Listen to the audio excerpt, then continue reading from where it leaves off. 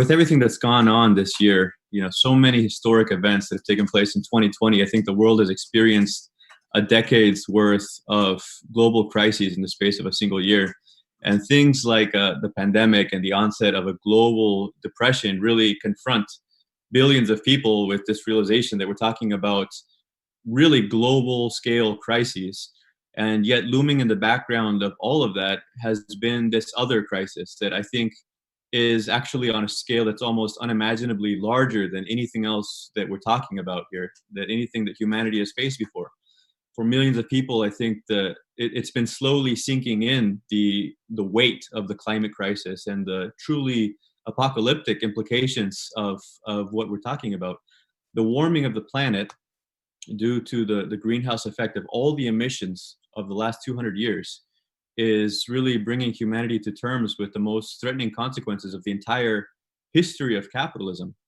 In the Communist Manifesto, Marx explains that as capitalism's conjuring up such gigantic means of production with the rise of modern industry, it's also unleashing forces beyond its control. In his words, he says, bourgeois society is like the sorcerer who is no longer able to control the powers of the netherworld, whom he has called up by his spells. And I think that's actually the meaning of the climate crisis. It's a reckoning not only with the results of large-scale industry that Marx analyzed during the peak of the Industrial Revolution, but it's also bringing us face to face with the unstoppable inner logic of the capitalist market. The realization that the profit motive is the driving motor force that has brought us to this point. And now that is what's making it impossible to pull the emergency brake. And that's why the climate crisis has very direct revolutionary implications.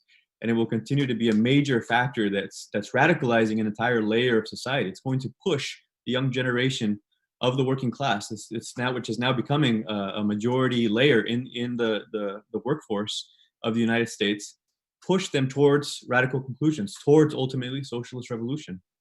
I think by now, a lot of the basic facts of climate change are understood by millions of people. This average baseline temperature of the planet, which basically stayed the same for 10,000 years, is rapidly going up. And we're already more than 1 degree Celsius warmer than the atmosphere was before the rise of capitalist industry. In that space of time, the amount of carbon dioxide in the atmosphere has increased by about 50%. And that's what has created this greenhouse effect, this atmospheric blanket that traps heat and continually warms up the planet. But it's not just that we're seeing the effects of the last 200 years catch up to us. The process is accelerating. That's the key to understand. Nearly half of that increase in atmospheric carbon that we've seen since pre-industrial times has taken place in the last 30 years. So along with those unprecedented rates of carbon emission, the warming itself is accelerating at an alarming rate. We've had incredible records broken almost every year. 20 of the warmest years on record have all occurred in the last 22 years. In February of this year, scientists recorded the warmest temperature ever in Antarctica. It's 69.3 degrees Fahrenheit. And this past September, on a global scale, was the warmest month recorded in all of history. So, of course, this has brought with it all kinds of, it's not just the warming temperatures, it's all kinds of extreme weather events that come along with it. It's quickly transforming this issue from an abstract concept into a very real, very direct threat.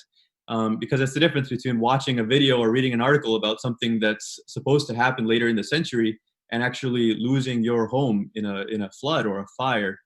And this is actually, speaking of storms, this year I've seen more major storms in the Atlantic than any previous year so far. 29. They ran out of letters in the alphabet to name them, actually.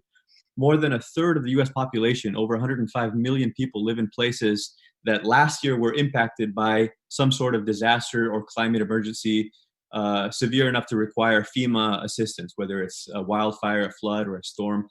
As for the wildfires in California and on the West Coast, the last 10 years have also shattered records almost every year, and this year has topped them off as the worst in history, breaking almost every measure, every record that has come before in terms of fires. So far, the land area burned in the western region, not just on the West Coast, but also throughout the region, because the whole region is plagued by a mega drought that is the worst since the 1500s, which has led to a mass die-off of 150 million trees. If you put together the area that's been burned just this year, we're talking around 14,000 square miles, which is all of the surface area of a country like Taiwan, or half the land area of South Carolina, if you wanted to look at it on a US map. Of course, it's also not just heat waves and droughts. In other regions, higher atmospheric temperature means there can be more evaporation and more moisture in the air, and also record downpour. So last year was also one of the worst flood seasons on record in the US, impacting tens of millions in the Midwest along the Mississippi and Missouri River. But you also have high tide flooding in coastal cities around the world, including in the US, in parts of Louisiana, Florida, Maryland, Virginia, which is just a result of the ocean level rising. It's not just storm related. So again, things that we used to describe as a problem we'd face later in the century, they're already here. And in the last century, global sea levels have risen by about 20 centimeters. And this too is accelerating because the ice caps are melting at a faster and faster pace. The ice sheets of Greenland lost a record 500 billion tons of ice last year, which is enough alone to raise global sea levels by a fraction of an inch. But if you put it all in the state of California, that would cover that state in 4 feet of water just in the space of 1 year. Other parts of the world, of course, are having even more severe effects. This summer, Bangladesh, a third of the land area of that country was flooded, displacing millions of people, destroying homes, crops. I mean, the devastation is not just something we're talking about decades from now. It's happening right now. And of course, the parts of the world that imperialism has dominated and exploited are going to bear the brunt of these changes and have of course, the least resources to confront them. The Paris Agreement of 2015 is a toothless, symbolic, ineffective agreement that, all the targets that it includes, there's no binding mandate for any country to follow them. But it did include a $100 billion aid promise to poor so-called developing countries to help them respond to the climate crisis. But, just like anything else in that agreement, there's nothing binding about it. So that money never came. And meanwhile, every year there's $2 trillion actually being transferred the other way around from ex-colonial countries to the richest imperialist countries in the form of loans, repatriation of profits, and so on. So that's the reality that we're facing. I think that in the last couple of years, what has really put things in stark terms and has been an eye-opener for a lot of people has been the reports published by the IPCC, the Intergovernmental Panel on Climate Change, which is not a research body. It's a commission of the UN representing 120 governments, which is responsible for compiling vast amounts of research conducted by thousands of scientific teams around the world. They summarize the findings and present a global picture of what's happening. Well, in 2018, the global picture they presented was a seriously alarmed picture of acceleration of this process and the urgency of taking action. Just to mention a few key points, they indicated in 2018 that we've already passed the point of no return as far as keeping global temperatures below 1 degree warmer than pre-industrial levels. But their benchmark is we have 12 years to drastically change the course to keep it from exceeding 1.5 degrees Celsius. And of course, this was 2 years ago. So now we're talking about a window of time that is a decade ahead of us. It shows you how much of an impact just half a degree can have, because at the 1.5 degree mark, once we hit that, rising sea levels are set to eliminate half of the natural geographic range for vast numbers of species, including 6% of all insects, 8% of plants, 4% of vertebrates, which is a huge category of animal life. That's the result of hitting the 1.5 degrees of warming. At 2 degrees, those numbers double. So we're talking about twice the number of plants and animals losing half of their natural geographic range. Last year, the UN actually published a separate statement reporting that 1 million species of plants and animals are already facing the threat of extinction, some of them within decades. One example is coral reefs. I think a lot of people have heard that at that 1.5 degree mark, 90% of the world's coral reefs are expected to die out. At 2 degrees, they're expected to be wiped out entirely. So those, that of course has a lot of other chain effects for that ecosystem. At 1.5 degrees, they say global annual fishing catch rate is expected to fall by 1.5 million tons. At 2 degrees, it's expected to double, to fall the reduction in fishing by 3 million tons.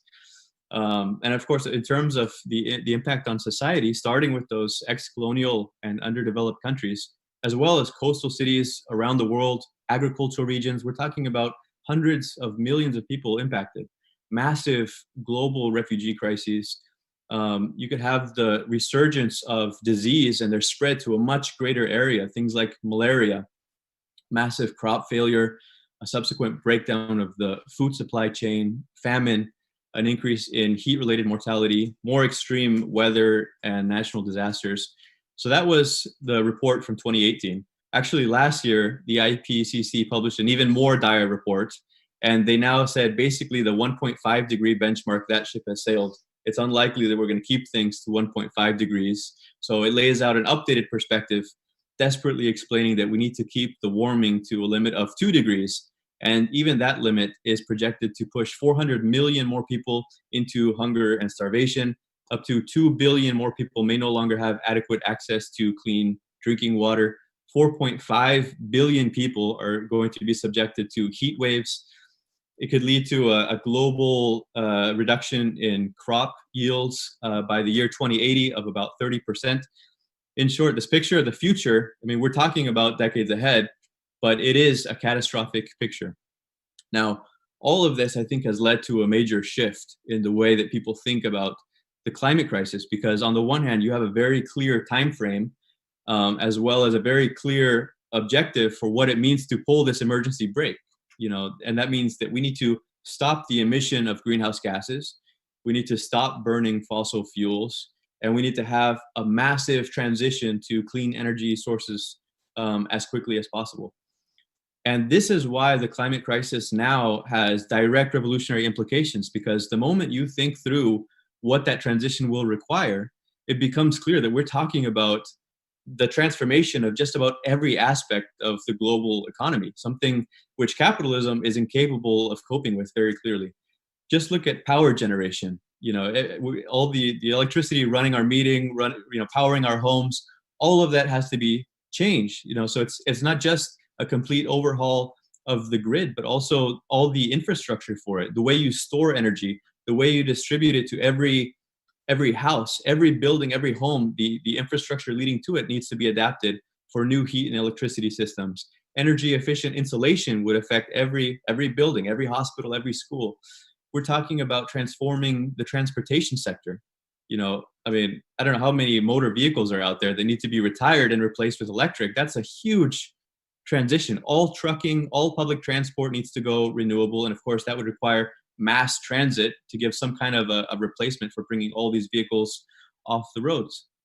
In terms of industrial production, almost every sector of industry would be affected. Every machine that is not electric, all agriculture needs to overhaul its heavy machinery. It also requires moving away from intensive factory farming. That's another area that produces a ton of emissions, towards more sustainable methods of farming. It means stopping all deforestation, because that's the natural kind of carbon capture lo-fi technology that the world already has. It's forests. No more clearing timber. All air travel would ultimately need to go electric, and that technology is still underway, as far as I understand. So basically, all of that is just talking about a zero carbon emissions transition. That's just to stop the problem from getting worse. That actually doesn't include all the immediate defensive measures that should be taken just to mitigate the impact of climate changes that are already underway. The flood defenses that all coastal cities need to make. The relocation, ultimately, of tens of millions, maybe hundreds of millions that are living in cities that within decades are going to be underwater. Protecting the fresh water supply, preparing agricultural territories to adapt to a much hotter climate. Attempting to reverse the damage to the natural ecosystems as much as possible. As radical as all this may sound, this is not some far-off goal for humanity to aspire to by the end of the century. This is what needs to be done now to prevent more and more catastrophic consequences. And yet it's not happening. Really, this is a process that should have been begun, that should have been started decades ago. This information, by the way, is not new to governments or to the capitalist class. The data about the acceleration, the updated projections are new, But the basic explanation of what carbon emissions were doing to the atmosphere, that has been understood by scientists and governments for about half a century. The IPCC was formed in 1988. So from that point, basically that's the admission of all the world's governments that they understand and acknowledge the problem. It's simply been allowed to continue for 32 years with their full knowledge. And not only that, the fossil fuel industry also had perfect knowledge of what they were doing. And not only were they allowed to continue, they were also allowed to deliberately sow doubts and carry on an enormous decades-long misinformation campaign with the help of reactionary politicians, with right-wing media. They have successfully divided public opinion. They've influenced about a third of the population, including a lot of working people, with climate skepticism. I think it's also important to point out that it's not just the Republicans who are responsible for giving climate deniers a platform and generating skepticism. If millions of working people don't understand the climate crisis or the urgency to act, it's also because the petty bourgeois liberals have been framing this issue in a way that is completely out of touch with the lives of the working class or the reality of the class content of this issue. For decades, environmental issues have been framed as an individual consumer problem that every person shares responsibility for, whether you're rich or poor, whether you own tons of land or an oil field, or you own nothing and you're working multiple jobs, or you're out of a job. The liberals blame Trump for spreading skepticism about science and other institutions, but there's a reason that those messages get such a widespread echo among millions of people who feel that they've been fooled by liberal elites and have had their livelihoods taken away. So, that's the way it's been framed for decades. Now there's a shift taking place. And I think that people are starting to realize on a much broader scale the role of capitalism at the center of this. There's a shift in the psychology of the climate movement as it seeps into broader layers of the youth, no longer to have an individual approach that blames everyone equally, but understands, this is a class issue. The capitalist system and the profit motive is responsible for bringing humanity to this point. And the transition to clean energy is also a social demand that's going to need to be fought for.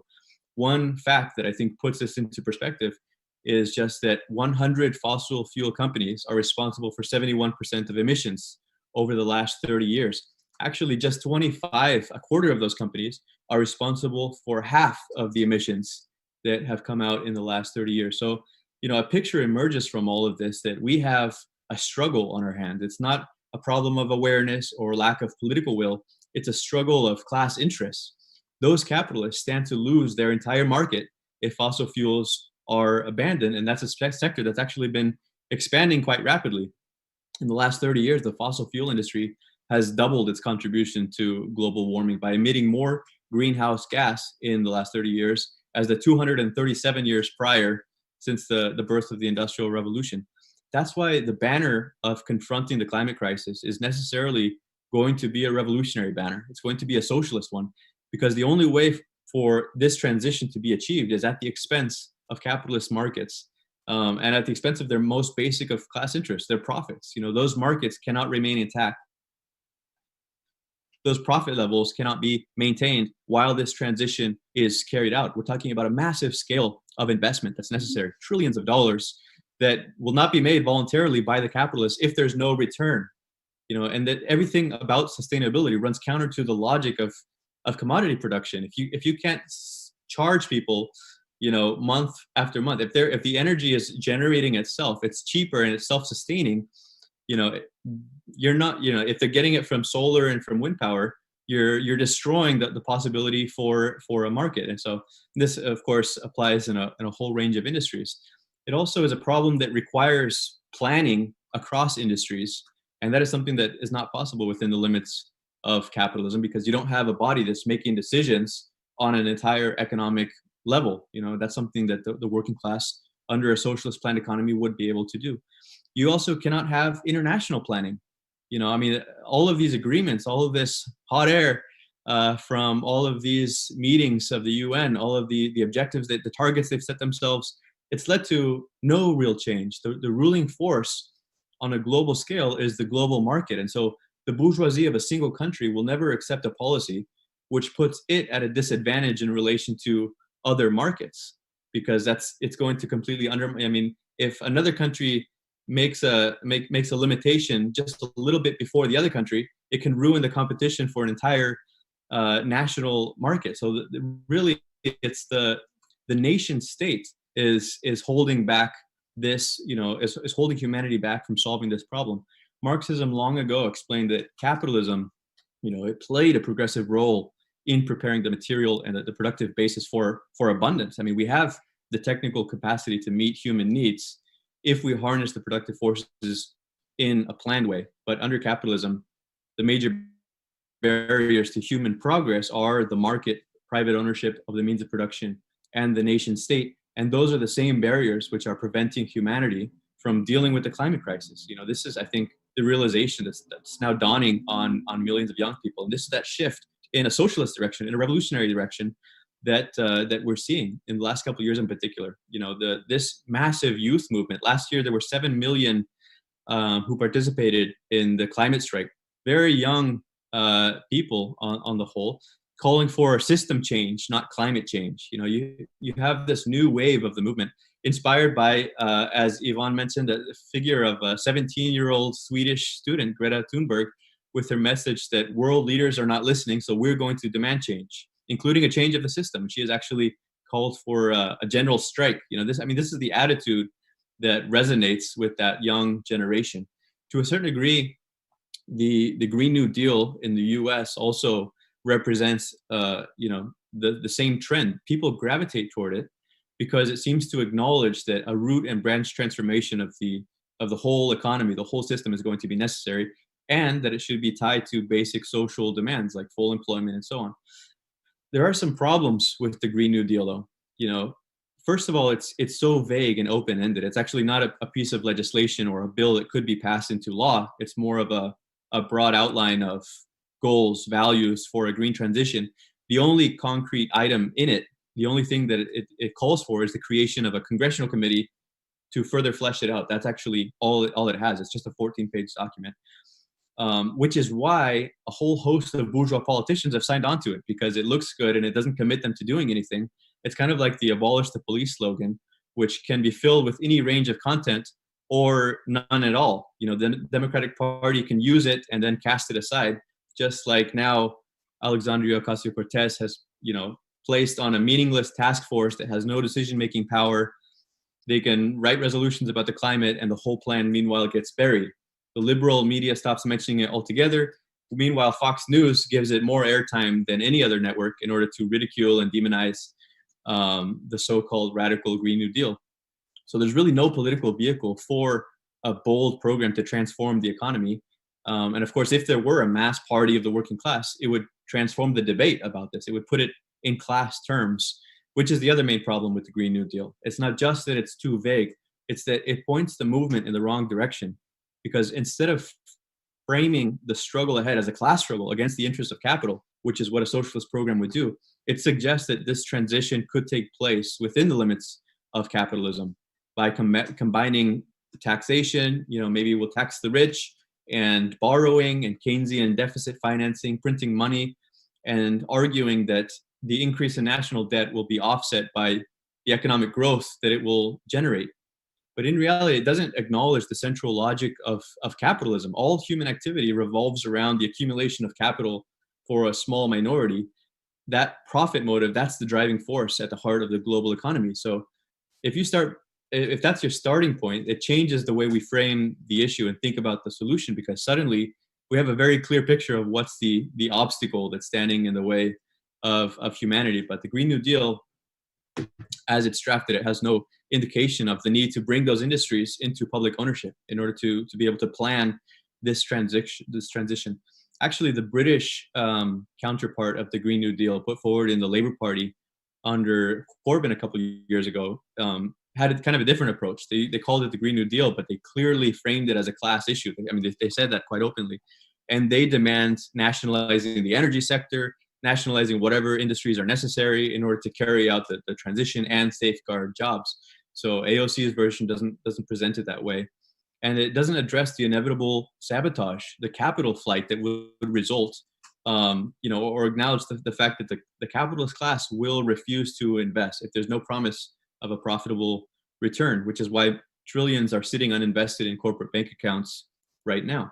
So it's one thing for the capitalists to accept in wartime, large scale government direction of the economy when they're mobilizing for short term interests, that are threatened by foreign powers and the promise of foreign markets.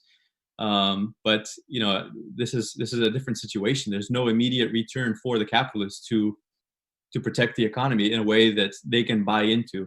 It was not the in terms of using this kind of New Deal framework. There's actually a myth that the New Deal ended the Great Depression, and in reality, it was the wartime destruction that provided the U.S. with a massive market for rebuilding at a time when all of its competition in Europe was destroyed. So, all the state intervention of that period was also accompanied by generous compensation for the industries. The nationalizations actually were temporary, and they were all very lucrative arrangements for the bosses. And it was on the beginning of a protracted upswing coming out of the war. Today, there is no prospect for a prolonged capitalist upswing like there was in the post-war era. And that means that as long as the key industries are in private hands, the massive investment that we need on the scale of overhaul that's required will only come at the expense of the profits, or at the expense of the rest of the population. That's really the two options we have within a class society. That's the reality that we face. Some have pointed out that one of the side effects of the pandemic has been an unprecedented reduction in carbon emissions. And it's true, there was a plunge in economic activity. I think air traffic was reduced this spring between 60 and 90%. The roads were cleared of cars. A lot of people stayed home. Office buildings were shut down as people worked from home. And the cost for this was that millions lost their incomes and they were threatened with eviction. They have a spike in millions of people going hungry. And the resulting reduction in carbon emissions was around 8.8%, which is nowhere near what's required. That not only means that you had over 90% of the emissions continuing, but it also means that if you want to step down emissions at this rate over the course of the next decade, it wouldn't just be staying at this level of kind of COVID shutdown. It would mean further drastic reductions in all areas of the economy year after year. I mean, that's if we do it within the limits of a capitalist market. And I think it goes without saying that inducing a global depression in no way addresses the crisis, because the aim is to try to prevent millions from sinking into starvation and barbarism. But it also shows you that within the limits of capitalism, there's no way within the market to carry the transition out without mass dislocation. If we see what 8% reduction in emissions looks like, just imagine what it's going to mean to carry out 100% while ensuring that you not only have massive investment in new energy sources, but you're also safeguarding people's livelihoods from complete collapse. That it's pretty self-evident that is not something realistic to expect from capitalism. And that's why we need a planned economy, a democratically administered control under the control of the working class. And until the workers are in a position to come to power and replace capitalism with a planned economy, that mass dislocation is the prospect that awaits, including under a Biden administration. The media right now is showering Biden with praise for being the climate president and putting forward, they say he's putting forward this ambitious plan to address the climate crisis. And this is the first time in a presidential debate that they've asked questions about the climate. And a lot of people on the left have also echoed this logic, and they've said, at least in this area of the climate crisis, doesn't Biden represent the lesser evil? I mean, Trump is a climate denier, and he filled the EPA with fossil fuel executives, so this has to be better, right? But I think we need to push back against this logic and really dispel this. Biden's victory is not the victory of the climate. Biden's victory represents the victory of Wall Street's reliable center ground candidate, as we discussed this morning in the earlier session. And he himself made very clear on the debate stage, he says, here's the deal. I don't support the Green New Deal. He also does not support a ban on fracking. So despite all this talk about green jobs, what he defends is capitalism, not the transition. What he has pledged to do is to roll back the damage under the Trump administration by bringing back some of the Obama era regulations, rejoining the Paris Agreement. Again, a symbolic gesture. I mean, that's how the lesser evil logic works. You can propose going back to what you had 4 years ago. And if the intermediate 4 years were a lot worse, then you can present it like it's a big victory, and really you haven't moved at all. But I mean, it's also, we should look at the legacy of the Obama-Biden years. It's not like this guy wasn't in power before. You know, they had 2 terms. So did they use that opportunity to take action to stop emissions in those 8 years? Oil production grew 88% under those 2 terms. They presided over the fastest growth in oil production in US history.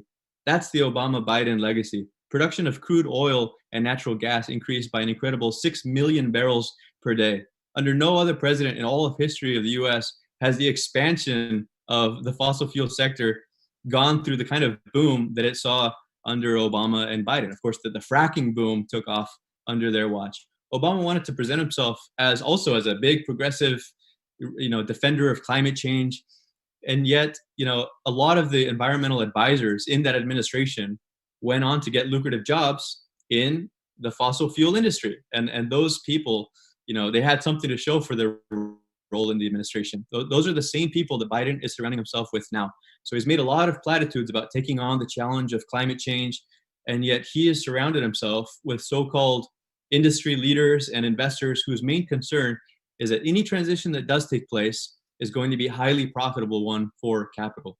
The Intercept actually published a list of all the climate advisors that he has working for him, who are also sitting on the boards of gas and oil companies. Obama's Secretary of Energy is an executive on the board of a natural gas company. He's advising the Biden camp. Other people that worked as liaison, between the energy industry under Obama, they have now gone on to become, board members of major gas companies.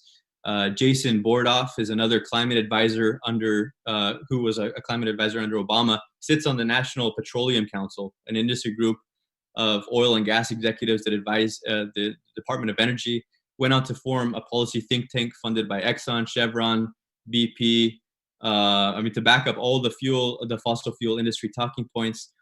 Brian Deese is a senior Obama aide who works for BlackRock. So they're the world's largest asset manager, so big that they can boast about being the world's largest investor in renewables, and at the same time, they're the world's largest investor in fossil fuels.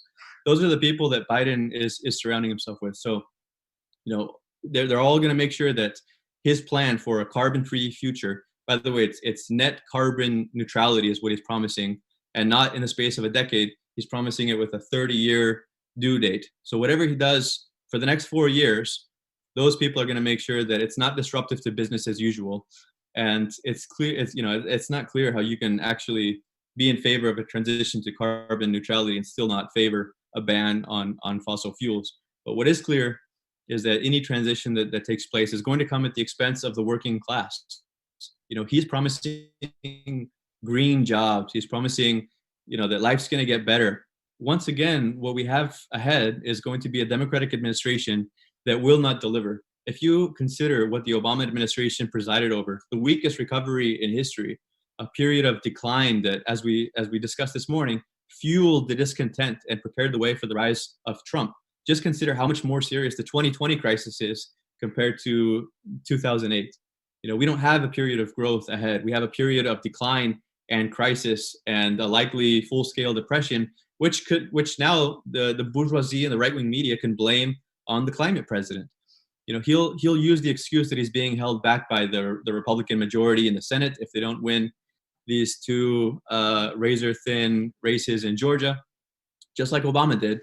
Never mind the fact that he controlled both houses during his first years in office, and we saw what he did with it. He launched the largest oil boom in history. So the Democratic Party, the party that has won, is not the party of the environment. It's the party of the capitalist class.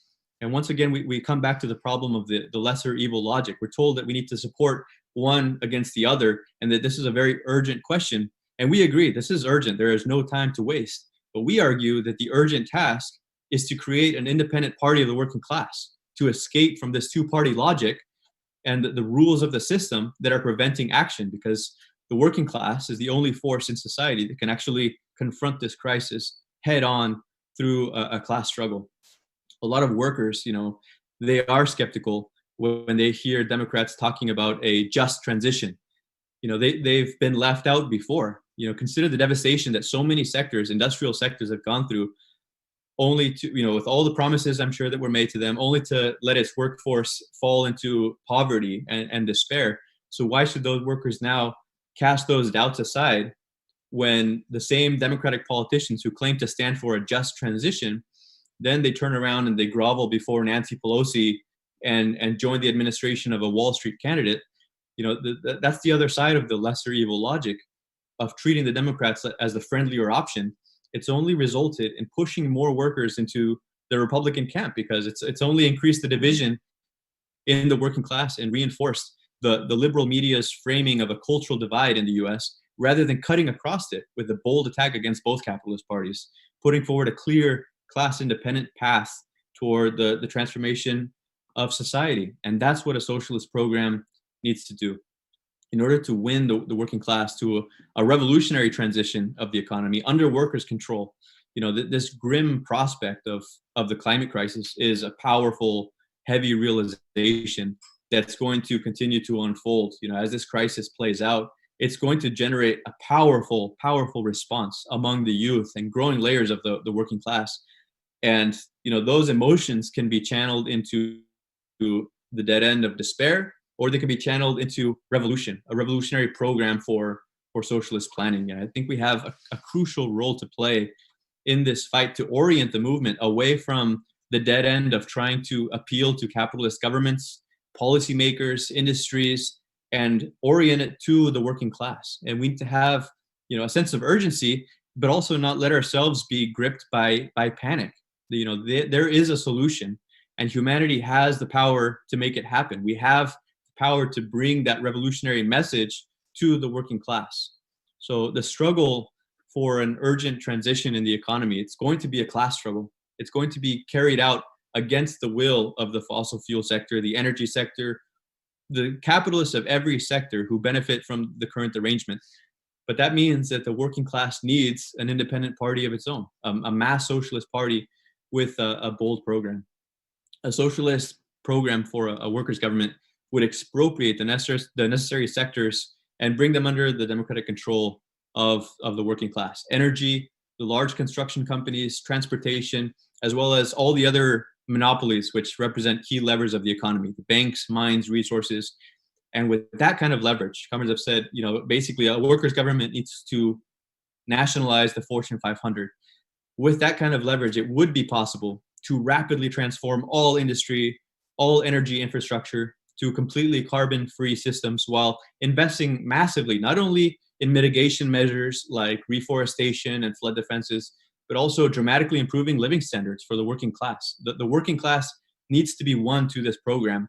And you do that by guaranteeing full employment, raising wages, shortening the work week, ensuring everyone has adequate housing, capping housing costs, lowering rents and utilities, providing quality universal healthcare, education, mass transit. The Green Movement has not offered that, in a revolutionary program. And that's the problem. The resources and technology exist for a massive improvement in standard of living, for a massive overhaul of the energy infrastructure, but they're being constrained by the market. They need to be harnessed by society and brought under conscious human control. And I think in the end, that's the reality of what a socialist program offers. It's the difference between organizing all human activity around the laws of the market, a very arbitrary way of organizing the activity of billions of people just to serve the accumulation of capital for a small minority at the expense of every other objective. We either have that, or we have consciously and democratically setting human objectives for what we want to do with the immense productive potential that we now have, so that it can serve human needs and ultimately the needs of all life on this planet. There are tens of millions of people moving in the direction of socialism today. That map of America coming apart, of the polarization, it conceals the real discontent that's at the heart of that polarization. And there is another pole, there's another current, and it's not going towards Biden, it's not going towards Trump. There are millions of young people and workers who want to end capitalism. They can see through this. And that's including the majority of the young generation whose entire life experience has been shaped by one crisis after another. Our task is to organize that layer into a force that can win over the vast majority of the working class for a socialist program and a government of the working class. And that is the way to solve this dilemma before humanity of socialism or barbarism. And we're confident that given that option, the working class will choose socialism in our lifetime.